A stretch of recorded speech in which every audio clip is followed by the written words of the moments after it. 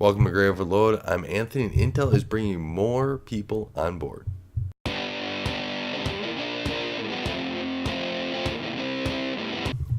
With Intel going through and hiring more and more talent, especially with Jim Keller now, he's been renowned in the CPU world, and also now bringing in Chris Hook from AMD in the marketing side. Chris Hook just resigned a couple weeks ago from AMD, and now he's going to be the head of discrete GPU marketing at Intel. And Jim Keller, he joins Intel as a senior vice president, and he's going to lead the company's silicon engineering encompassing SoC design.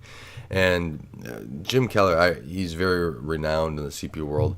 I highly regard him. He's a wonderful mind in the whole CPU side of things.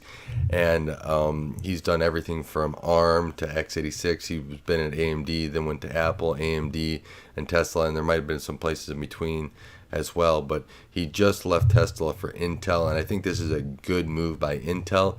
And only time will tell to see what actually happens over there and what he's all going to be working on.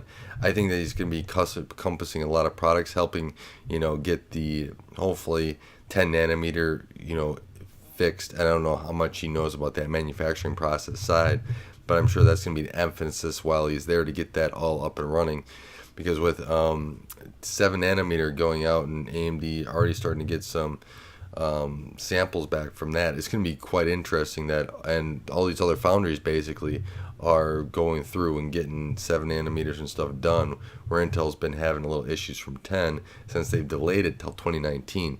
So I'm sure there's going to be some of that encompassing trying to get something ironed out of what he's going to be working on. But they said encompassing SoC. Part of me is wondering if they're going to even look at an ARM SoC over there at Intel, and not even including the x86 side of it. Definitely going to look at the x86. He has expertise in both, and he's a great mind in both. He was there part of the Zen project. He worked at Apple. He's been at Tesla. Who knows what they've been working on, but I'm sure that it was good, whatever it was, because he is well renowned and he gets stuff done and he does a great job at it. And the team that he puts in place will probably be very well as well, because you're going to be relying a lot on your team for that. So it's going to be interesting to see what all happens about the Jim Keller basically acquisition, because you don't go out swinging unless you really want somebody good like this, and Intel got somebody good, and so they're looking to go for the fence on this whatever next release that he's going to be a part of. So that's kind of important, and I think that overall we've never really seen Intel go out and hire a lot of big name talent before.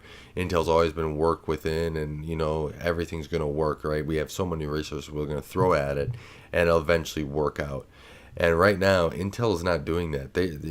Raja from AMD for the GPU side, was just Radiant Technology Group, was hired late last year. Chris Hook now, which is the GPU marketing, and now Jim Keller. So there's no shortage here. It's only a matter of time of who next, right? Is almost what I'm kind of thinking here lately. Like, okay, who else is Intel going to hire here? But then we jump into Chris Hook. And interesting about him is that he worked at ATI and AMD for like 20 years or something like that. Head of discrete marketing, GPU marketing is his new title. And to me, looking at this, is Intel getting ready to release a discrete GPU that is going to, it almost seems like, be in that mid-range or upper range that's going to compete with AMD and NVIDIA. That's kind of what I see Intel kind of doing. Who knows if it's going to be one or the other, how high performance it is. It'll be the first, if it is a discrete GPU. I almost think it's going to be both, machine learning, AI side, server market, and they're going to also have a GPU side. I think that they do want a part of that gamer market, and it's going to be fun to watch how they market this and how they move it forward. In my opinion, competition is good, so I'm going to be waiting to see. But they wanted a good marketing head of the discrete GPU, in my opinion, so that they make sure that when they go up against the NVIDIA and the AMD already in the market, they can say our product is just as good, here's why. And so they got an inside guy, basically how this all operates, how the marketing works on that discrete GPU side, something that Intel really hasn't been a part of at all in its past. So with Raja working on the GPU design side, they're going to have Chris Hook at the marketing, and that 1-2 punch that was back at ATI in the day is going to be back there now at Intel. It's going to be very interesting to watch. I'm really excited to see where it goes. Some of the whole market effects of this is that, overall, I hope that AMD, and with Lisa Su, I think they're doing a great job. Only time will tell to see how the architecture grows on from where it currently is without, any Jim Keller there at all. He had already left previously, but he did work on Zen a little bit there, and so time will tell. I think that Lisa Su's direction and how she's running AMD has done well. It's much better than some past CEOs did, in my opinion. But I think that she's doing a great job, and as long as Lisa Su's at the helm, I have pretty good confidence that it's going to be running quite nicely over there.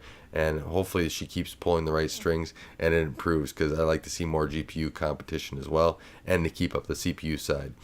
As well for NVIDIA, I think NVIDIA is going to be business normal. They got the GPP already in place, right? So there is they want to just keep pushing themselves as the dominant GPU platform, and hopefully nobody ever switches, because you got it all tied up, right? And then Qualcomm, I think, is another big side of this, and I think that's why I think there might be an ARM play that Jim Keller gets to work on as well. Especially with the mobile side of things, is that Qualcomm has been pushing. I see them as Qualcomm taking the next step and wanting to drive even harder. I know they want to do some cuts, so I'm going to be kind of interested to see how all the cuts happen over at Qualcomm. You don't want to cut something out that you might need, but only time will tell to see if that will happen. But overall, I think that this is going to make for an interesting time and more fun for everybody out there, right? Let's get all the new products out there. Let's see where the competition lies, and let's go buy the best stuff, and have competitive stuff too, right? So it should be really fun overall to watch, and over the next couple months, and yeah, we will see, right? It's going to be interesting, but thank you for watching. Thank you for taking the time to support Graya Overload and helping this channel grow. Let me know what your thoughts are. Let me know how you think it affects Intel, how Intel is going to go, and how it may affect AMD, Qualcomm, NVIDIA, and other companies that I have missed here. So I want to thank you for watching, and thank you for supporting this channel. And until next time, don't forget to like and subscribe. Thanks for watching Graya Overload. If you like this content, be sure to subscribe.